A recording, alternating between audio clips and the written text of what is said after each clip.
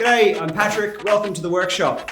Today I'm going to be fixing up part of this old chest of drawers and doors cabinet buffet. These doors are cracked. I got this unit secondhand. It's been sitting in the garage and I never really had the time to fix the doors, but this seems like a good opportunity. So I'm going to pull them off. There's some cracks in there. Let's get into it. I'm not going to do a full restoration of this thing. Just show you how to repair some parts and, don't throw away stuff that doesn't need to be thrown away.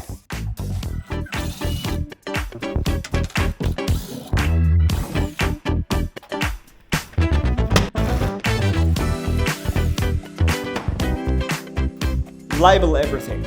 Keep all the screws, keep all the hinges. It's going to save you buying hardware and it's going to save you figuring out where these doors went when you go to put them back. So there's 4 doors, 2 of them seem fine.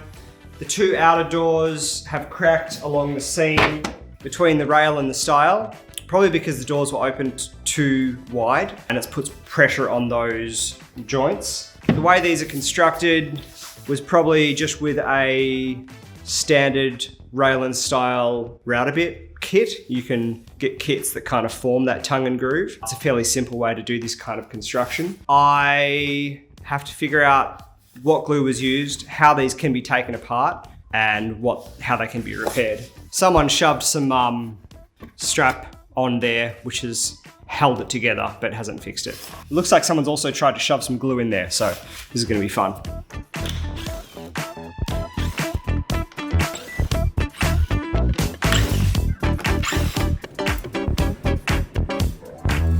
So this whole stile, rail, I can't remember which one is a rail or stile. For a woodworker, I have serious gaps in my knowledge, but this vertical component on this cupboard door needs to come off.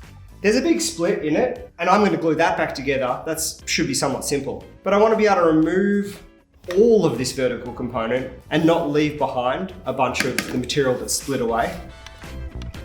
I want to get this bit off too. I'm sure there's going to be some breakage. That's okay, I'll glue it back together. So I'm going to gently tap away at those components from both sides to try and release the glue if I can, so I can remove that whole component, repair it, remachine it, shove it back on. It's a bit of an experiment. Okay, I've managed to release this part. This end is still being tricky.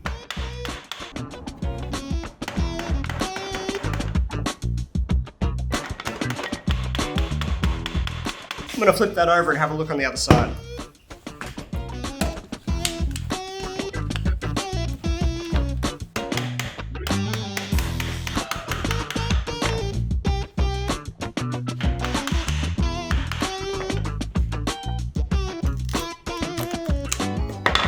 Okay, so vertical component removed.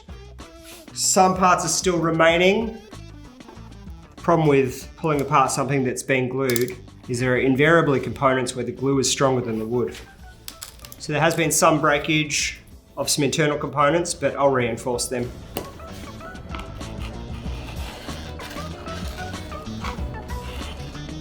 Make sure you keep all bits that come off and know where they came from, because we're going to glue these back on. This end came away relatively cleanly. There's a little bit of stuff I need to remove on the inside.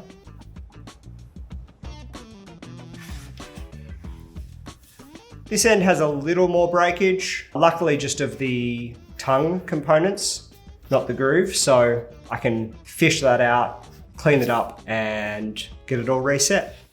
Okay, so I pulled this all apart with somewhat less grace than I would have liked, but I've retained all the pieces. I've cleaned out any parts that are going to stop this going back together, and I'm going to glue it back together. Now, I had a look using the profile that was here to see if I had a rail and style router bit set that would fit this exact profile, and I don't. It's close, but it's not close enough. And so I can't just recut a new vertical. I'm gonna have to use this existing one, unless I wanted to make an entire new door, which totally defeats the purpose of what I'm doing. So I'm going to find any hairline cracks, put some glue in it, glue all these pieces back together, sandwich it all together. By itself, that is not a strong repair.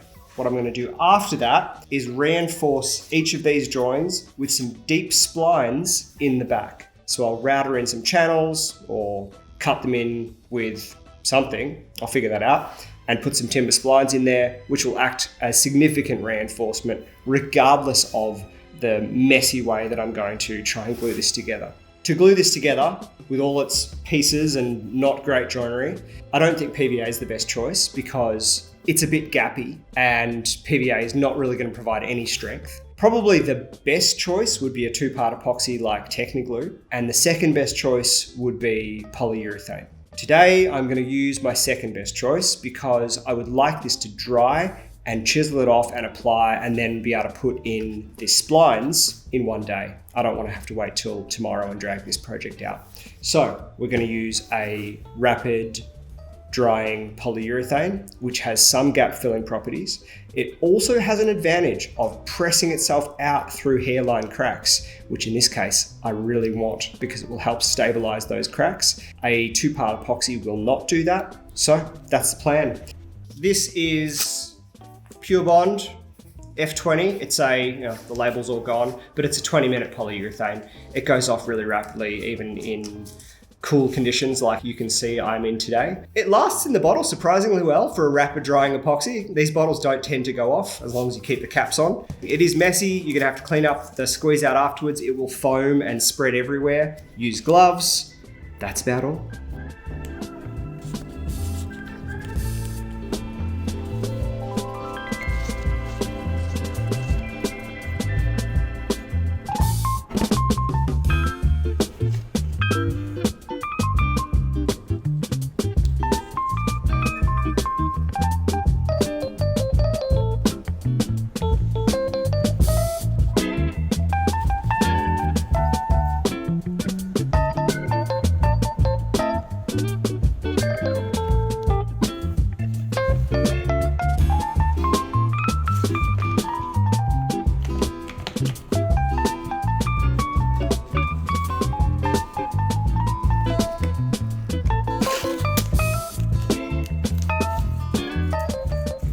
So that's glued together in a couple of places, bit of tape to hold everything together. That glue sets really quickly, and I'm gonna go on and do the next one in a similar way and then be able to come back in half an hour and put some splines in and give them a sand and these things will be done.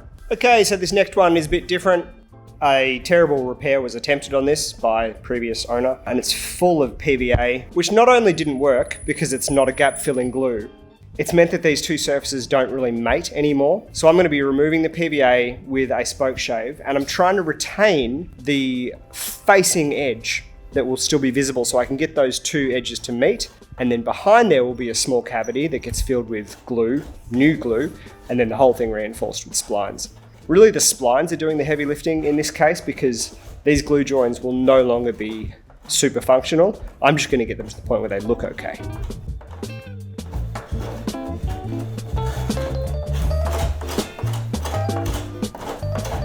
Okay, I have my two doors that have been glued together. It went fairly well. There's still visible cracking on here, which I can repair.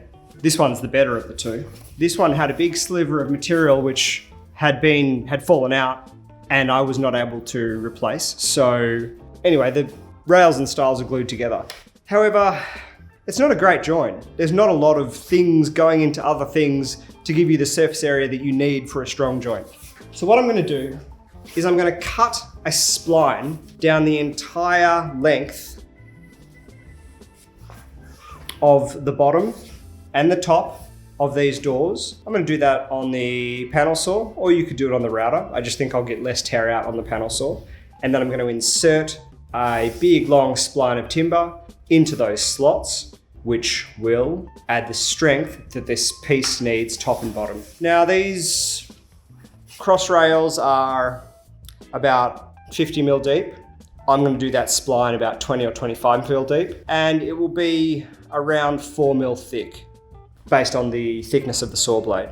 So this is how I'm going to be making these cuts. I have a 6 mil flat tooth blade in the Altendorf. You could easily just use whatever ripping blade you have and then do cuts from opposite sides to make the cut wider if you needed to. This is fine, it means I can do it in one pass. It's possible there'll be some tear out on the backside, so I need to protect that. So I can just pass a block of wood through behind it is probably the best way. Otherwise, I need to be able to hold this firmly against the fence and make sure it doesn't wobble.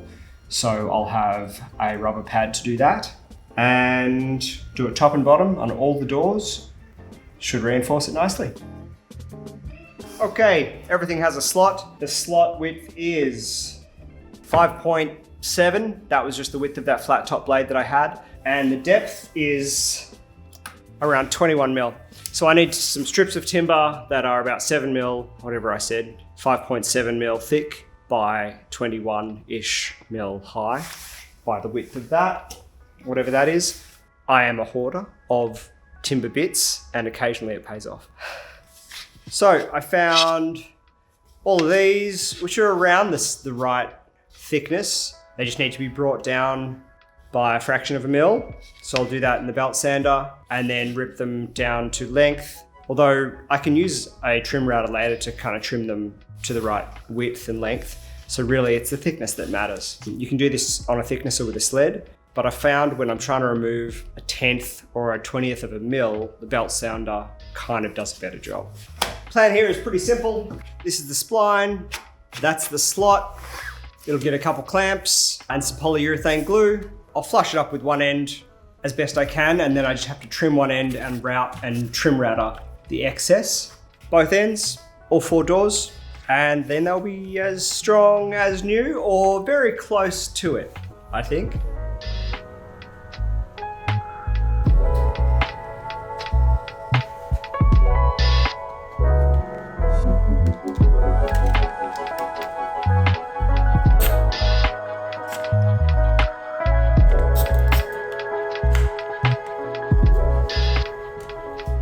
Probably an unnecessary amount of clamps, but look, you got the clamps, might as well use them. Okay, spline glued up, time for cleanup. So to clean this up, I want to run a router bearing along the cupboard edge with a pattern following or a trim router bit so that I can just route the raised spline off. But to run a router bit along that edge, I need the glue to be removed. So you can see here that foaming polyurethane has really filled up that recess and it's completely covered that edge that I need to use as a reference. So I'm going to clean that up. This is just kind of a matter of using whatever you've got at hand. A scraper works really well. If you need to remove the bulk of the material first to get the scraper in there, just use any kind of snap blade, Stanley knife. And these crank handled chisels work wonders at traveling along a flat plane and lifting polyurethane. Okay, so first of all, get the bulk of the stuff off using a snap blade. It's pretty soft, it comes right off. Score it in both directions.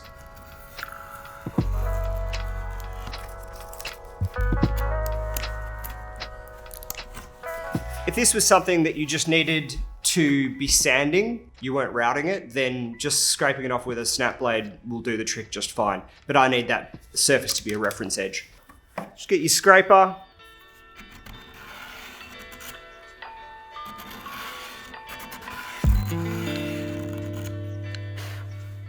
That's now flat enough to run a bearing along. I'll do the other side too, just in case it's a little flatter. The reason I like using a scraper as opposed to a chisel is, for one thing, the sharp corner will get right into the corner that I'm trying to clean up. And also, it's not going to lift wood fibers. It's not going to catch under the grain and then cause a big splinter. So scrapers are really, really useful for all kinds of tasks like this. So I have a trim router here, bearing on the bottom, blade on the top. The bearing is going to run along the edge that I've cleaned up, and the blade is going to remove all of that spline, which is sticking out still. And that's about all there is to it. When I get to this end, this blade will be contacting some end grain and I want to prevent tear out. So I'll slow right down and I may need to do that last little bit in reverse. You can use a fence with this, but primarily it's the bearing that is doing the work. So the fence needs just to be slightly behind the bearing. But because we're doing big straight edges, the fence can kind of just act as a stabilization.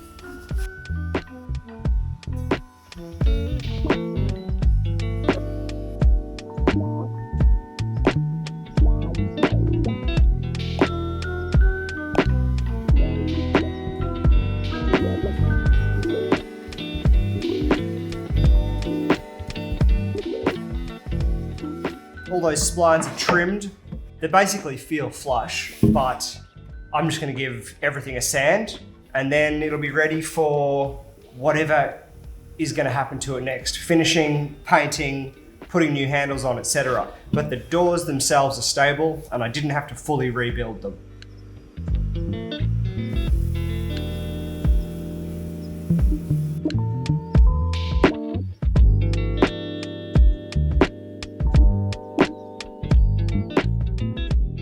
Thanks a lot for watching today. I need to now figure out what I'm going to do with the rest of this cabinet in terms of painting or sealing. But the doors are stable, they're strong, I don't have to worry about them cracking again. They're probably stronger than they were in the first place. And it wasn't a particularly difficult fix. If you don't have the right router bit, if you don't want to rebuild a whole door, I feel like this kind of cracking is probably fairly common on second-hand pieces that are machine made, perhaps not treated particularly well. So that'll get you out of trouble. All you need is a table saw and some little sticks of wood. There's some links down below to the bits and pieces that I've used in this video, the glue, etc. Don't forget to like the channel and subscribe to the channel, like the video, it helps us out. I'll see you next week with another video. Catch you later.